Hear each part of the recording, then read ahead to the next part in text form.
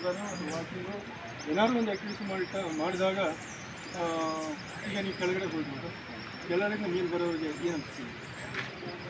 ಕೆಳಗಡೆಯಿಂದ ಮೇಲೆ ಬಂದಿದ್ದೀವಿ ಜೀವನ ಹೋದಂಗಾಗಿತ್ತು, ಜೀವನ ಹೋದಂಗಾಗಿತ್ತು. ಅಲ್ಲೇ ಕುತ್ಕೊಬಿಡೋಣ ಅನ್ನೋದಿಲ್ಲ ಸರ್. ಒಂದು ಫ್ರೆಂಡ್ಸ್ ಫುಲ್ ಸುಸ್ತಾಗಿ ಹೋಗಿತ್ತು ನಮಗೆ.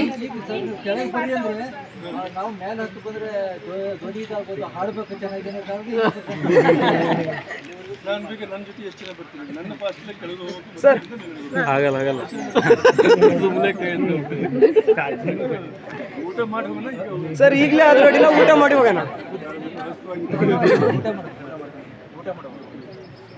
ಒಟ್ಟಲ್ಲಿ ನಮಗಿರೋದಷ್ಟೇ.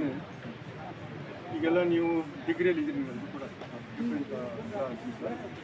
ಡಿಗ್ರಿಯಲ್ಲಿ ಇದ್ದೀರಿ. ನೀವು ಮುಂದೆ ಇನ್ನು ಫ್ಯೂಚರ್ ತಾವೆಲ್ಲರೂ ಬೇರೆ ಬೇರೆ ಕೋರ್ಸಿಗೆ ಹೋಗ್ಬೇಕು ಅನ್ನೋಂಥದ್ದನ್ನ ಡಿಗ್ರಿ ಪಾಸ್ ಮಾಡಿ ಒಳ್ಳೆ ಮಾರ್ಕ್ಸನ್ನು ಪಡೆದು ಮುಂದೆ ಹೋಗ್ಬೇಕಾಗುತ್ತೆ. ಆವಾಗ ಹೋಗ್ಬೇಕಾದ್ರೆ ನೀವು ಎಲ್ಲರಲ್ಲೂ ನಾನು ವಿನಂತಿ ಮಾಡ್ಕೊಳ್ತೀನಿ, ಫಸ್ಟ್ ನಿಮ್ಮ ಹೆಲ್ತನ್ನು ನೀವು ಮಾಡ್ಕೊಳ್ಬೇಕು. ನೀವೇನಾದರೂ ಒಂದು ಹ್ಯಾಬಿಟ್ ಇಟ್ಕೊಬೇಕು. ಬೆಳಗ್ಗೆ ನೀವು ಹ್ಯಾಬಿಟ್ ಇಟ್ಕೊಂಡಿಲ್ಲ ಅಂತಂದರೆ ಬೆಳಗ್ಗೆ ಇಲ್ಲ ವಾಕರ್ ಇಟ್ಕೊಬೇಕು, ವಾಕಿಂಗ್ ಮಾಡ್ಕೊಳಕ್ಕೆ, ಇಲ್ಲ ಯೋಗಾಸನ ಮಾಡ್ಕೊಳಕ್ಕೆ, ನೀವೇನಾದರೂ ಎಕ್ಸರ್ಸೈಸ್ ಇದ್ದಾಗ ನಾವು ಕಡೆ ಹೋಗಿ ಮನೆಯವ್ರು ಎಲ್ಲರ ಮೈ ಎಲ್ಲರ ಮೈ ಬೆವರಾದಾಗ ಇಷ್ಟೇ ಕೈ ಅನೇಕ ರೀತಿಯ ಆಹಾರ ಉಪಯೋಗ ಮಾಡ್ತಿದ್ವಿ. ಇದು ಆಯಿಲ್ ಪದಾರ್ಥ ಯೂಸ್ ಮಾಡ್ತಿದ್ವಿ. ಅದೆಲ್ಲರಿಗೂ ಏನೇ ತಿನ್ನಿ, ವೆಜ್ಜು ನಾನ್ ವೆಜ್ಜು ಏನೇ ತಿನ್ನಿ ಕೂಡ ನೀವೆಲ್ಲ ಈ ಹೆಣ್ಮಕ್ಳಿಂದ ಯಾವುದು ಸ್ವಲ್ಪ ಜೀನ್ಸ್ ಫುಡ್ ಎಲ್ಲ ನೀವು ಐಸ್ ಕ್ರೀಮು ದಿನ ಎರಡೆರಡು ಆಗ್ತಾ ಇದೆ.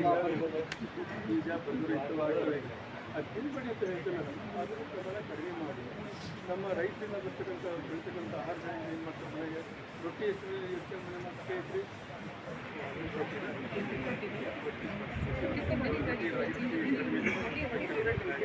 ಹಿಂಗೆ ಮನೇಲಿ ಏನು ಮಾಡ್ತಾರೆ ತಿನ್ನೋದು ತಿನ್ನುವಂಥದ್ದು ಸಹಜ.